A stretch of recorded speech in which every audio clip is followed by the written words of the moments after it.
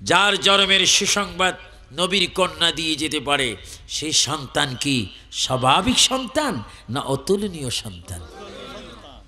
শ্রেষ্ঠ সন্তান। তুমি শিক্ষা অর্জন করবে, কিন্তু সর্বশ্রেষ্ঠ শিক্ষা এলমে জাহের, এলমে বাতেন। আমাদের দেশে কিছু এলেম হলে মনে করে নিজে বিশ্বরূপ হয়ে গেছে। কেউ সালাম দিতে চায় না, মোসবা করতে চায় না, যদি মোসবা করে হাত একটু দেয় তাও একটু আঙ্গুল দেয়, মস্কারি করে। আমি একদিন দেখেছি আমাদের তত্ত্বাবধায়ক সরকারের প্রধান ফখরুদ্দিন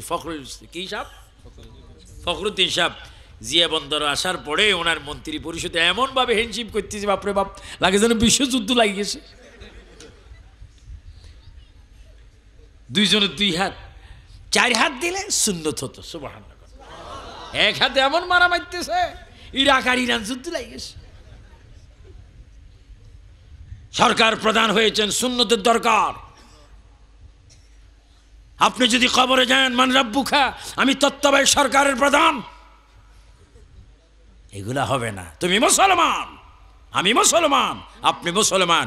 মুখে থাকতে হবে দাড়ি, কথায় থাকতে হবে সুন্নাত, হাতে থাকতে হবে সুন্নাত, চলায় থাকতে হবে সুন্নাত, বসায় থাকতে হবে সুন্নাত, কথায় থাকতে হবে সুন্নাত, লেনদেনে থাকতে হবে সুন্নাত, বিচার থাকতে হবে সুন্নাত। আমার নবী বলেন, মান আহাব্বা সুন্নতি ফাকাত আহাব্বানি ওয়া মান আহাব্বানি কানা মাই ফিল জান্নাহ। আমার একটা সুন্নতকে যদি কেউ ভালোবাসে, সে আমার সুন্নতকে ভালোবাসার কারণে আমি নবীর সাথে জান্নাতে যাবে। জোরে বলুন সুবহানাল্লাহ। আমরা নবীর সাথে জান্নাত চাই কি চাই না? যুবক বাবারা ডাইন হাত তুলে বলো, চাই কি চাই না? বলো আল্লাহু আকবার। বাবা, তুমি শিক্ষা অর্জন করতে যাচ্ছ, তোমার কাছে আমি কিছু স্বর্ণ দিলাম। স্বর্ণ, আমাদের দেশের স্বর্ণের গরমে মানুষ টিকে না। কোনো মতো যদি আধা ভরি স্বর্ণ পায়, বুতাম খুলে দেয়। কিরি বাবা, বুতাম কই?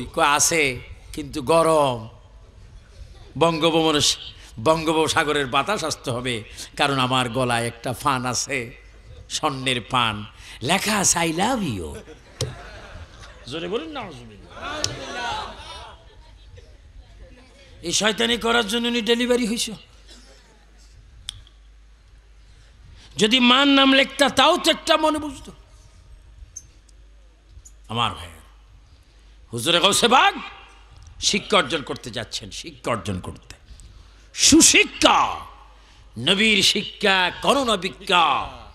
মেহনত করো, সবে কষ্ট করো, মেহনত করো। খুদার কসম, যারা পানের টং দিয়ে পানের দোকানদারি করো, যারা মুদির দোকানদারি করো, যারা মাটি কাটো, রিক্সা চালাও, সিএনজি চালাও, কষ্ট করো, এর ফাঁকে যদি নামাজ পড়তে পারো, নবীর দুরূদ যদি পড়তে পারো, খোদার কসম ইমাম হুসাইনের সাথে তোমার জান্নাত হবে। জোরে বলো সুবহানাল্লাহ। আল্লাহু আকবার।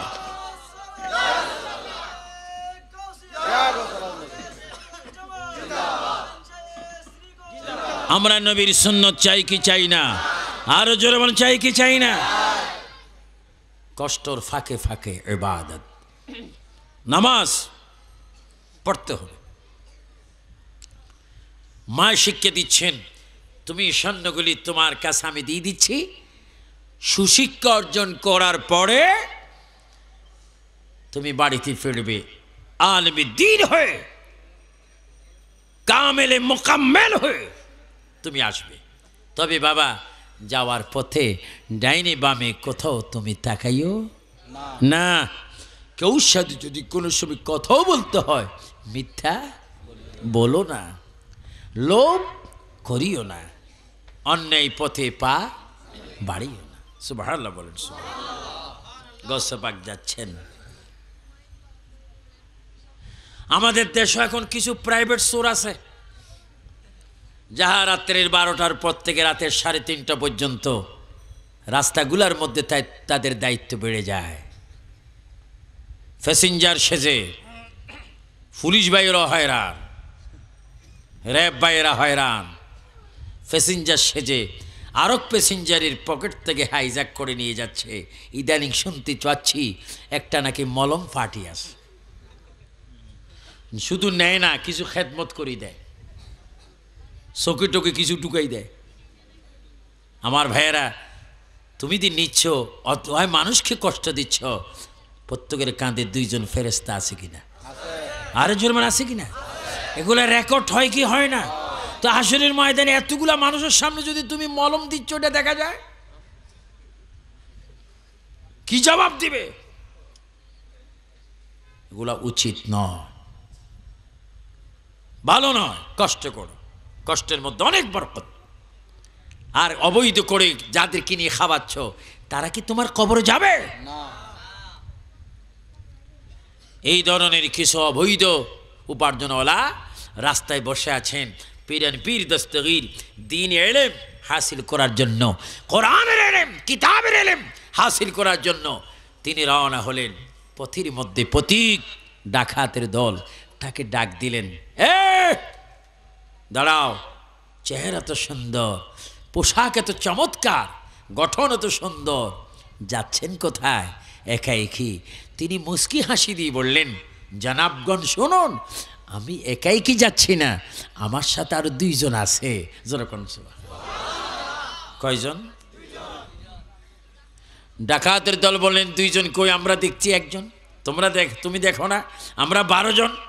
তুমি মিথ্যা কথা বলছো, ইচ্ছা করলে তোমাকে থাপ্পড় দিয়ে শেষ করতে পারি। গোসবাক বললেন, কেন থাপ্পড় মারবেন আমাকে? আমি তো অন্যায় কোনো কাজ করিনি, আমি সত্যি বলেছি। আমরা 3 জন, আমার সাথে আল্লাহ রসুল আছে। আর একটু জোরে বলবেন না সুবহানাল্লাহ? কে আছে? আরো জোরে কে আছে? আল্লাহ রসুল এখনো আছে কিনা? আগামী দিনও থাকবে কিনা? তারপরও আল্লাহ রসুলকে সাক্ষী রেখে নামাজ রোজা চাই কি চাই না? আমার বক্তব্য আজকে ক্লাসের মতো দিচ্ছি, আপনারা গ্রহণ করতে বুঝতে যেন কষ্ট না হয়। আমার ভাইয়েরা, বড় পীর আব্দুল কাদের জিলানীকে ডাকাতের দল প্রশ্ন করা হলো, তোমার কাছে কিছু আছে?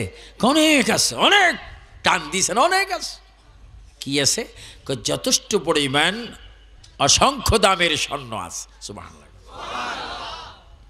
একটা বলে খতম করে দে, পাইছি।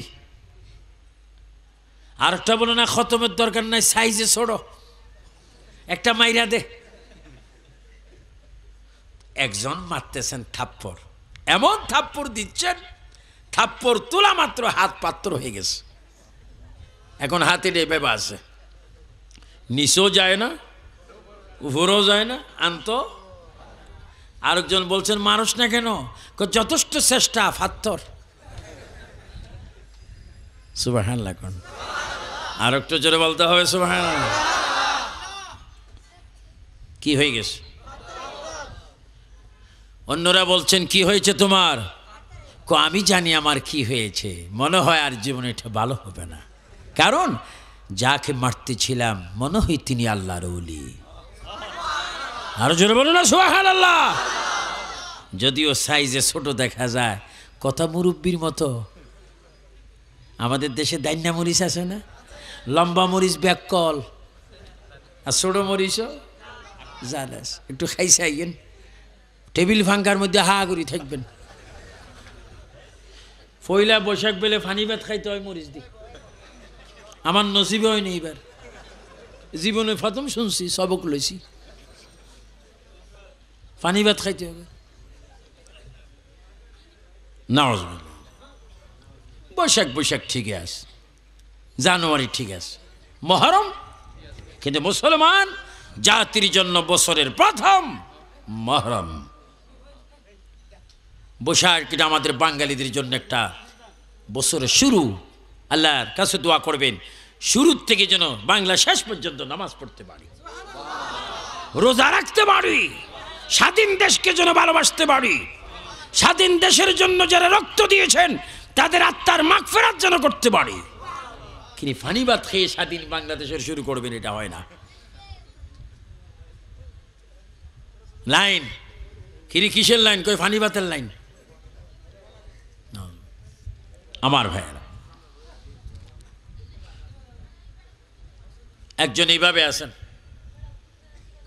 তিনি বলতেছেন, তোমরা ওনাকে বলো আমার দিকে একটু সুদৃষ্টি দিতে, আমি যেন হাতটা স্বাভাবিকভাবে ফিরিয়ে পাই।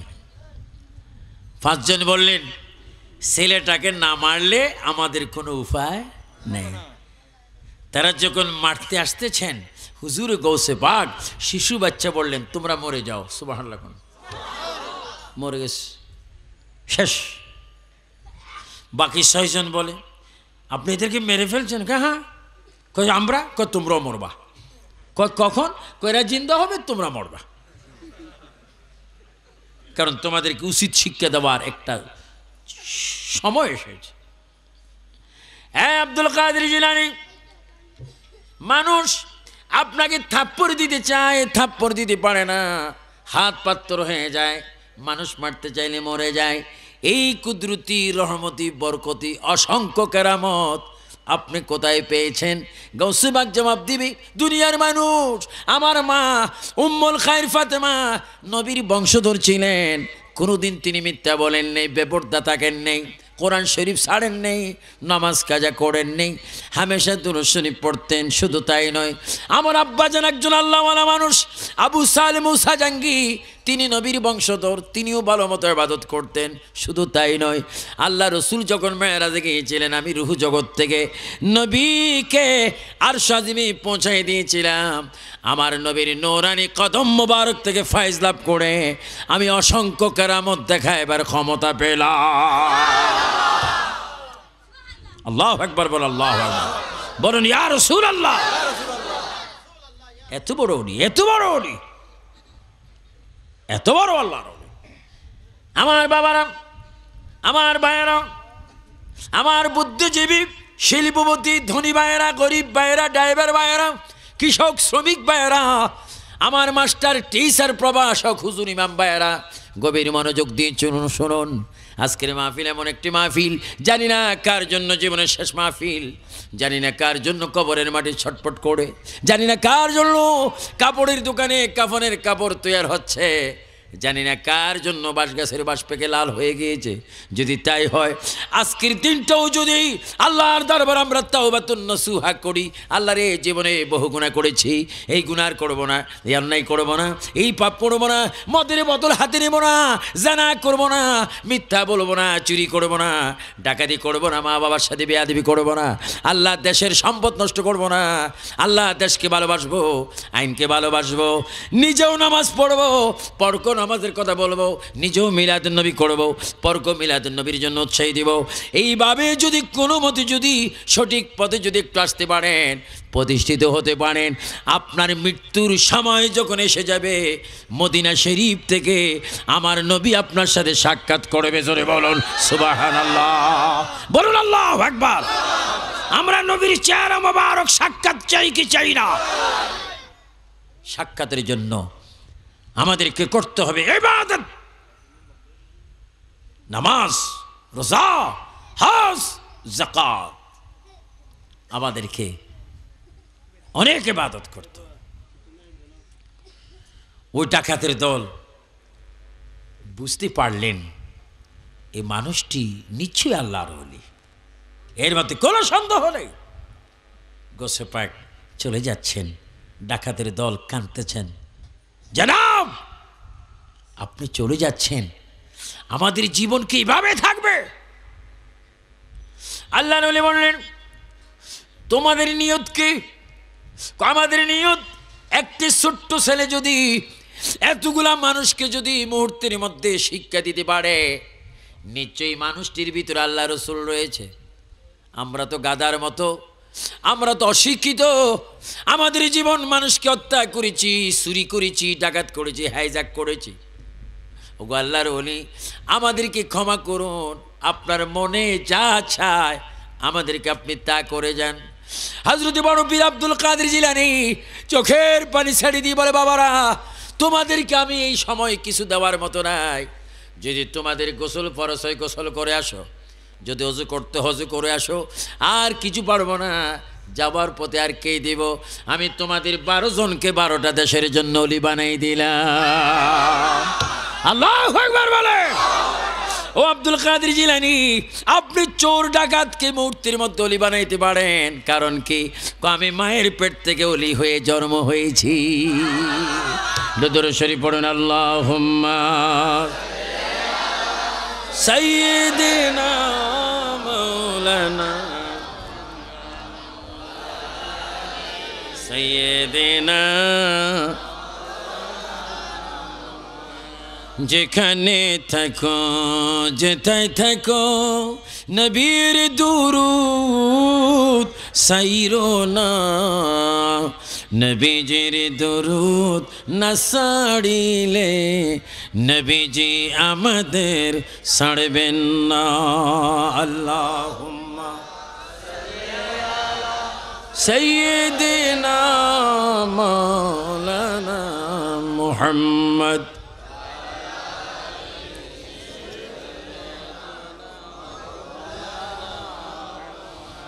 আসমানেতে ফেরেশতারা কাতারে কাতারে খাড়া, দিনে রজনী পড়ে তারা সাল্লি আলা মুহাম্মদ। আল্লাহুম্মা জোরে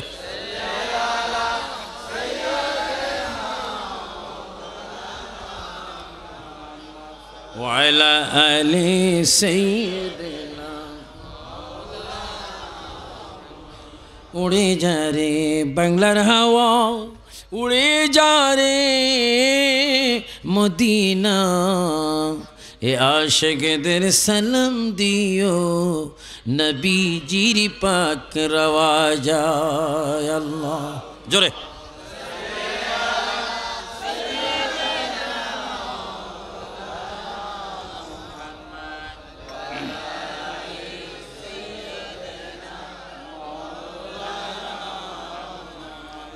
আমার ভাইয়েরা, হযরত বড় পীর আব্দুল কাদের জিলানী, যার নামে গাউসিয়া কমিটি, যাকে স্মরণ করে গাউসিয়া কমিটি সারা বিশ্বের মধ্যে হয়েছে। আমি সাউথ আফ্রিকায় দেখেছি গাউসিয়া কমিটি রয়েছে, পাকিস্তান দেখেছি গাউসিয়া কমিটি রয়েছে, আরব আমিরাতে গাউসিয়া কমিটি রয়েছে, মালয়েশিয়ার মধ্যে রয়েছে, দুবাইয়ের মধ্যে রয়েছে, বাহরাইনে রয়েছে, জর্দানে রয়েছে, সিরিয়ার মধ্যে রয়েছে, ইরাকে রয়েছে, সিরিয়ায় রয়েছে, অসংখ্য রাষ্ট্রে গাউসিয়া কমিটি রয়েছে, গাউসে পাকের ভক্ত রয়েছে। ও আব্দুল কাদের জিলানী, সারা বিশ্বের মানুষ এখনো তোমার জন্য পাগল। কারণ কি? আমি নামাজে সুন্নতে উঠায় বসায় হামেশা আমার নবীর সুন্নতের পাগল ছিলাম। এই জন্য আল্লাহ পাক আমাদের সকলকে গৌসে পাকের তরিকা মোতাবেক আমাদেরকে জীবন প্রতিষ্ঠিত করার তৌফিক দান করো। সবাই উচ্চ স্বরে বলেন আল্লাহুম্মা আমিন।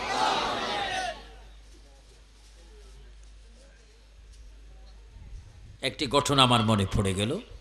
আমি ঘটনা বলে বলে ধীরে ধীরে আস্তে আস্তে ইতির মধ্যে যাব, কারণ ওয়াজ বেশি সারা রাত হওয়াটা এটা কখনো করবেন না।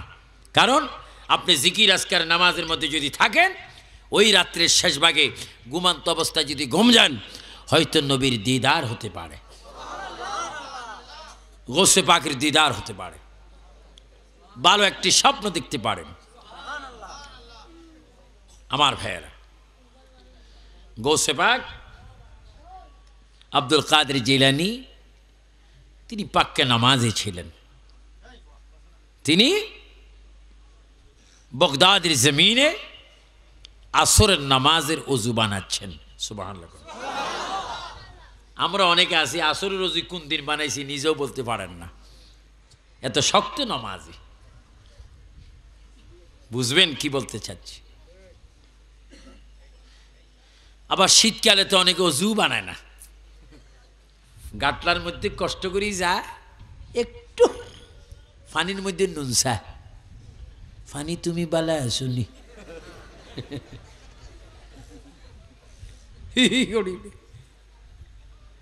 খবরদার ওযু বানাবেন।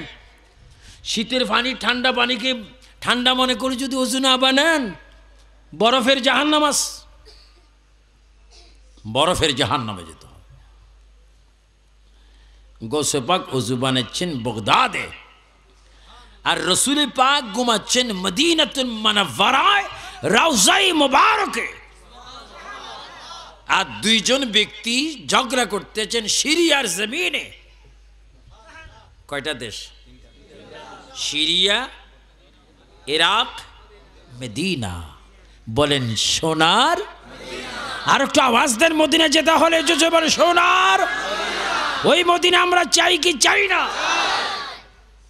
সবাই একটু জনে জনে বলুন, মনে বড় আশা ছিল যাব মদিনা। আর একটু জোরে বলুন, মনে বড়। আর একটু আওয়াজ হবে, এই আওয়াজে মুরাদ ফুরুজ আওয়াজ হইতো না। জোরে জোরে বলেন, জীবনে তো বহু আওয়াজ দিছেন, এই আওয়াজটা এমন ভাবে দেন বাতাস আপনার আওয়াজ মদিনায় পৌঁছাই দেবে।